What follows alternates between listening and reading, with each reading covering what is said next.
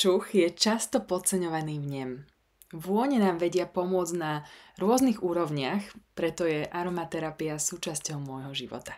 Používam ju na relaxáciu, riešenie zdravotných problémov, aj tých emočných.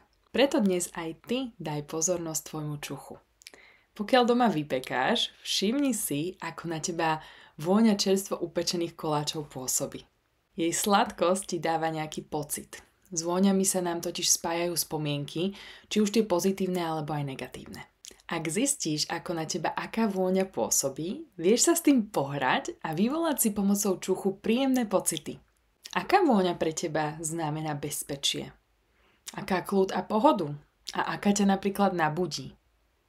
Poď si zvedomiť, ako to máš práve ty a zaraď aromaterapiu do tvojho života, aby ťa vône mohli podporiť v tom, čo chceš naozaj zažívať. Pozdieľaj s nami, aká vôňa je pre teba na čo dobrá a inšpiruj tým ďalšie ženy.